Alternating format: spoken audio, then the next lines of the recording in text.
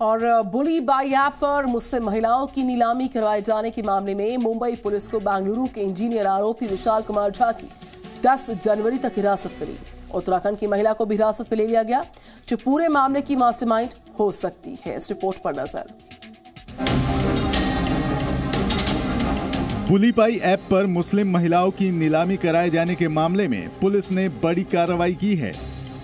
Police ने इस मामले में उत्तराखंड की एक युवती को हिरासत में लिया है और बेंगलुरु से एक इंजीनियर को गिरफ्तार किया है। गिरफ्तार किए गए इंजीनियर को मुंबई की एक अदालत ने 10 जनवरी तक पुलिस की हिरासत में भेज दिया है। पुलिस सूत्रों के मुताबिक उत्तराखंड से पकड़ी गई महिला इस मामले की मुख्य सूत्रधार हो सकती है। गिरफ्तार आरोपी विशाल कुमार झा से इस महिला की दोस्ती सोशल मीडिया के जरिए हुई थी। इसके बाद ही इस महिला ने विशाल को इस बुली बाई ऐप से जोड़ा था।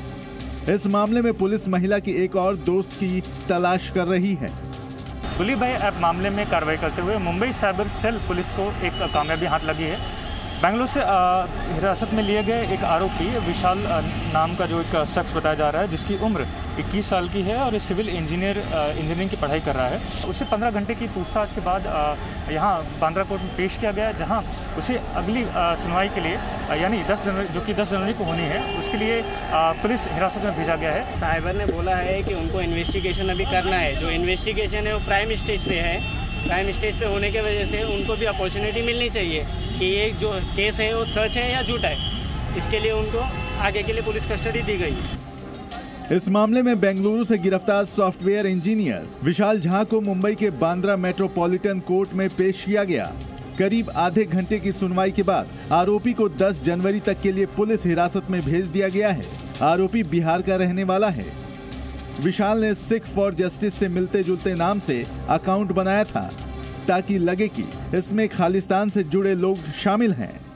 गौरतलब है कि ये मामला सबसे पहले 1 जनवरी को सामने आया था।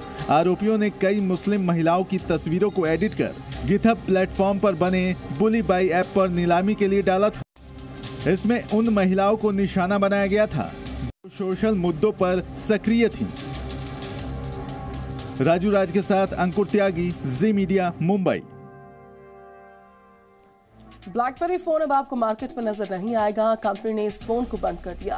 ब्लैकबेरी फोन को लोग अपने स्टेटस सिंबल के लिए रखते थे। बड़े बड़े बिजनेसमैन और अमीर लोग ही इसका इस्तेमाल किया करते थे। सेफ्टी फीचर्स की वजह से बाजार में ब्लैकबेरी फोन की काफी डिमांड होती थी। इसी ब्रांड से मोबाइल फोन के युग में मैसेजिंग सर्विस की क्रांति का युग आया था।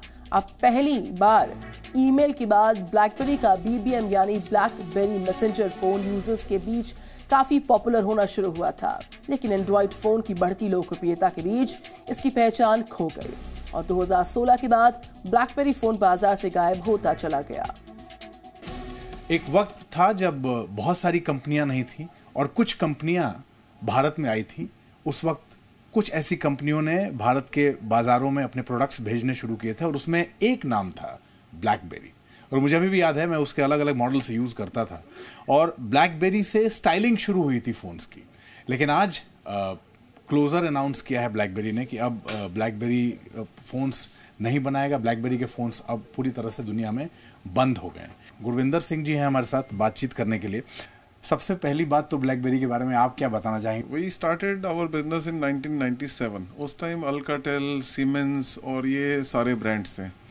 तकरीबन 2-2.5 साल बाद 99-2000 की रेंज में, मुझे एग्जैक्ट डेट्स तो नहीं याद है, बट तब ये ब्लैकबेरी फ़ोन आया था। वाकई जैसा कि आपने अभी कहा कि इट वाज अ रेवोल्यूशन।